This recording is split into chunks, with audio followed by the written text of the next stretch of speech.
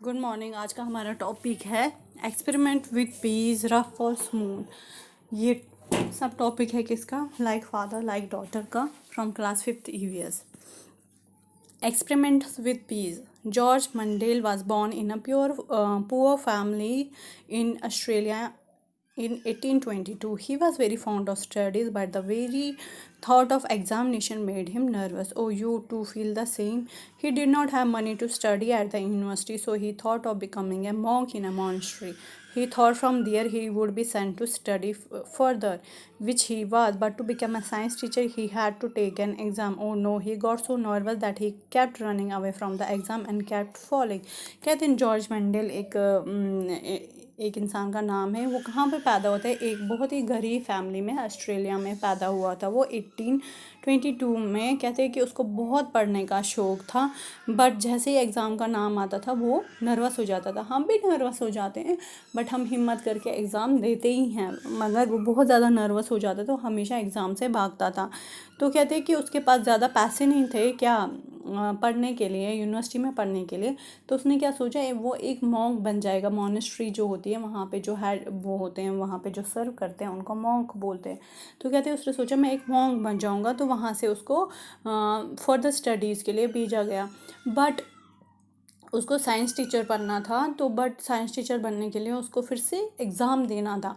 But वो इतना डरता था एग्ज़ाम से कि वो हमेशा भागता ही रहता था।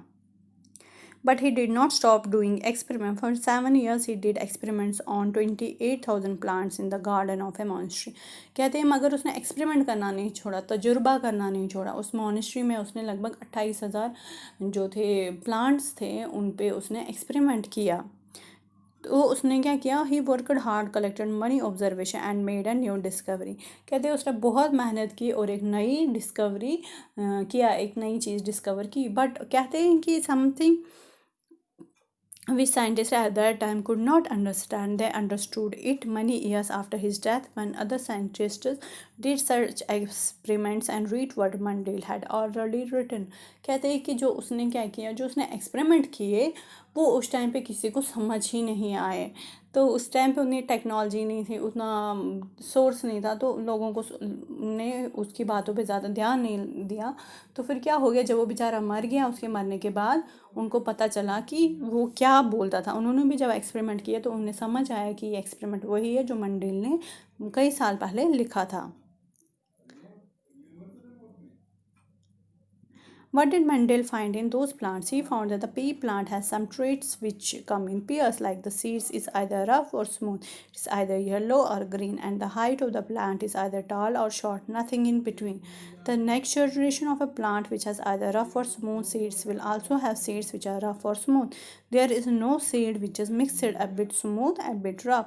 He found the same with color. Seeds are either green or yellow, give rise to new seeds, which are either green or yellow. The next generation does not have seeds with a mixed new color made from both green and yellow. Mandel showed that in the next generation of pea plants, there will be more plants having yellow seeds. He also shows that the next generation will have more plants with smooth seeds. What a discovery! कहते हैं उसने क्या discover किया कि जो P plant होता है, मटर का जो पौधा होता है, उसमें क्या 2 तरह के सीड्स होते हैं, एक येलो और दूसरा क्या होता है, ग्रीन। या तो वो रफ़ होंगे या तो वो स्मूथ होंगे। उसके कहने का ये मतलब था कि जब आगे का प्लांट होगा, आप ये नहीं बोल सकते हो कि वो दोनों मिक्सचर होंगे, थोड़ा रफ़ थोड़ा स्मूथ, या तो ग्रीन और येलो का मिक्सचर अलग कोई कलर आएगा। नहीं, उसने बोला या तो येलो ही होगा या तो ग्रीन ही होगा। तो आगे जाके जो होगा, आगे जाके जो फ्यूचर जनरेशन होगी पीस की, मटर का, वो क्या होगा, वो स्मूथ होगा। और वो किस कलर में होगा? येलो कलर के उसके सीड्स होंगे और वो स्मूथ होगा।